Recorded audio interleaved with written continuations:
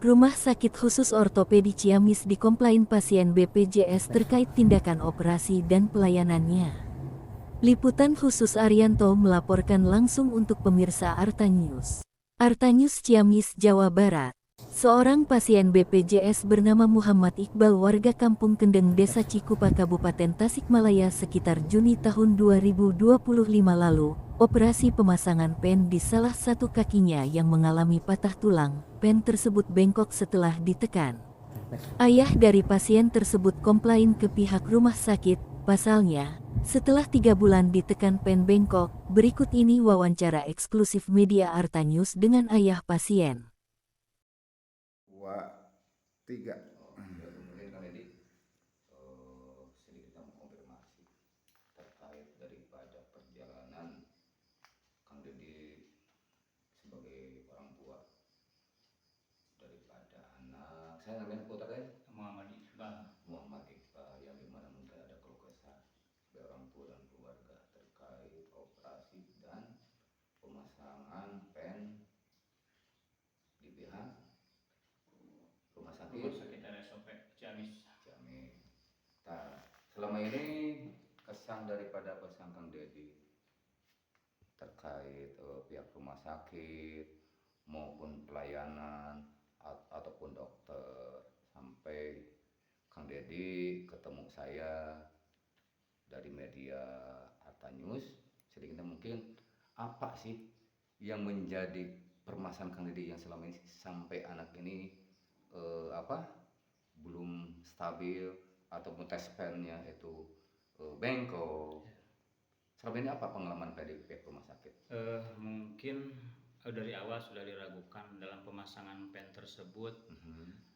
Dikarenakan saya memang pernah di pemasangan pen pernah gitu. Jadi saya tahu persis bahwa pen yang bagus seperti apa. Betul. Dari awal mungkin saya merasa kurang puas saja. Ternyata pas 3 bulan lewat lah.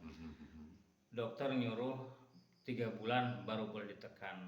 Ya, sedangkan yang saya alami ini dulu baru 3 hari di rumah habis operasi udah suruh ditekan sama dokter. Betul. Nah ini kok aneh gitu loh. Baru 3 bulan baru boleh ditekan, sudah 3 bulan. Ternyata malah bengkok dicoba ditekan itu. Mungkin agak kepleset sedikit lah ada lah gitu. Tapi ini kok jadi bengkok. Yang saya tanyakan itu kok pennya jenis apa itu loh. Kalau emang yang bagus mungkin nggak seperti ini kejadiannya. Mungkin kadang-kadang kalau pen yang bagus bukan bengkok pennya, malah patah tulang di atas yang dioperasi. Yang jadi pertama pemasangan pen itu di sebelah mana nih? Kaki? Paha kanan. Paha kanan ya. Kanan ya.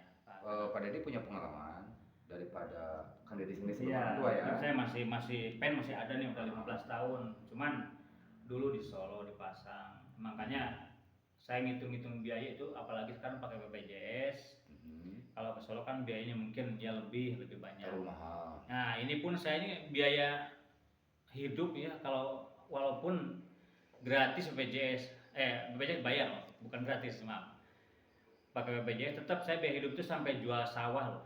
Biasa yang digarap sekarang enggak garap sawah karena udah dijual Untuk mengurusin ini anak. Ya ternyata hasilnya tidak memuaskan, malah kan mengecewakan. Bahkan si dokter pun ya kurang enak lah gitu ngobrolnya, tanggapinya gitu.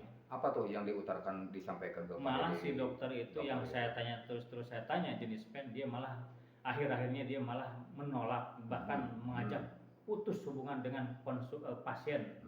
Ya saya kan kesal gitu. Betul. Ya saya bisa merasa kecewa banget gitu. Lalu kembali lagi itu kan Deddy bisa pertimbangan pengalaman sebagai orang tua dan anak. Jenis apa pen yang berkualitas? Jenisnya itu apa? Dan yang sekarang perbedaannya apa? Iya, mungkin yang saya tahu itu ya jenis titanium lebih bagus. Yang saya pasang malahan titanium jenisnya. Dulu dokter malah nyarankan begini. Saya tanya, dok ini harus dibuka nggak?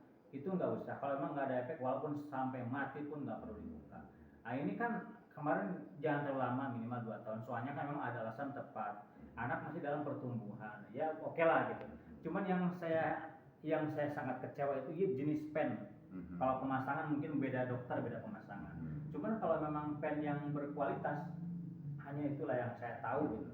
Mungkin ini pakai pen biasa atau gimana, saya nggak ngerti juga. Ya, ketika dipertanyakan jenis pen apa itu ke klarifikasi ke dokter, Nah. itu jawabannya seperti apa? Saya tanya dari awal tuh jenis pen, dok, ini jenis pen gimana, apa yang jenis pen yang dipakai nih.